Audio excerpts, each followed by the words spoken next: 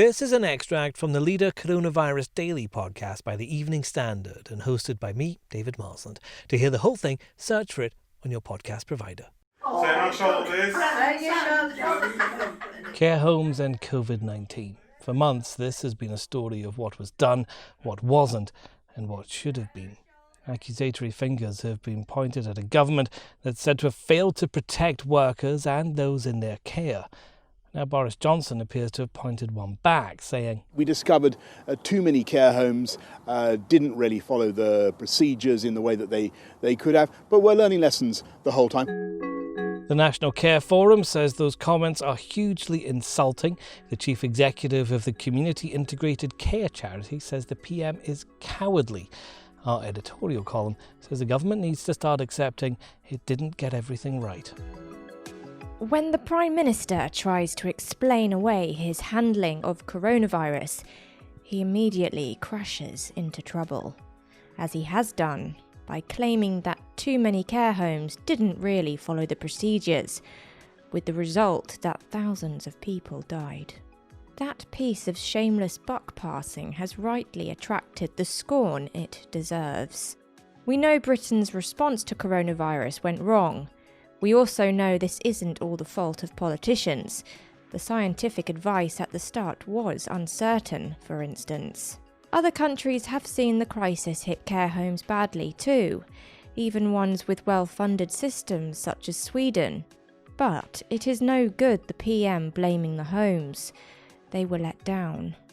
At some point, the government will have to start accepting that things have gone wrong over the last few months, but make a virtue of its determination now to get them right. Well, our political editor Joe Murphy is here. Joe, one care home provider has accused the Prime Minister of an absolute travesty of leadership. Is the government surprised by how Boris Johnson's words have been taken? I don't think the government is surprised at all. And its reaction today is not rowing back on the Prime Minister's comments. They're leaving them hanging there. Instead, what they're doing is they're saying that what he said had a completely different meaning, as though it never happened, which is ironic considering one of the charges against the Prime Minister is trying to rewrite history in a more favourable way. Well, here we have Alok Sharma on a media round this morning saying the Prime Minister said something that is totally different to what he actually said. The Prime Minister said too many care homes didn't follow procedures properly, and Alok Sharma says the Prime Minister said he had full support for care homes and nobody really knew what the best procedures were for a virus that could hide under the cloak of invisibility of asymptomatic symptoms. But that strategy doesn't seem to have worked, at least with care homes themselves, who's been branded cowardly, as we've written in the headline on the front page of the Evening Standard today. There's been a torrent overnight, continuing today, of really quite hurt feelings from care home bosses who have, after all, shouldered one of the biggest burdens of the pandemic, which is that they have lost their residents. And if you work in a care home, that's like losing a member of your family, because they do work very closely.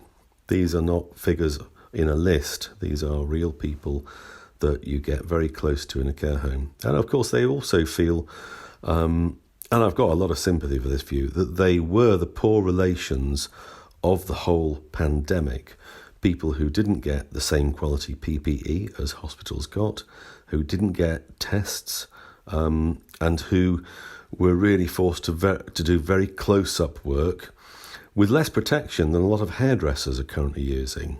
Could this, though, be quite a short-lived row? Because Rishi Sunak is going to be in the Commons tomorrow making more announcements, and that'll take over the front pages, won't it? It may well take over the front pages for a day, but it's not. This care homes business is not going to go away for two reasons. One is that Keir Starmer has probably got his list of questions written now based on the extraordinary comments that you referred to by Mark Adams of one of the care home charities, or he could choose comments by lots of other people. But you said cowardly, travesty of leadership is another. And secondly, because at some stage, probably towards the fag end of the pandemic, the Prime Minister will announce a public inquiry into it. And as things stand, the great sort of outstanding event of the pandemic, of mistakes or wrongness in the response, not necessarily apportioning blame here, is the tragic death toll in care homes. So much greater than everywhere else. We tried to cocoon our elderly people, but for one reason or another, we ended up kettling them, and 20,000, possibly 30,000 died as a result of that. Search for the Leader Coronavirus Daily on any podcast provider to hear more from the podcast.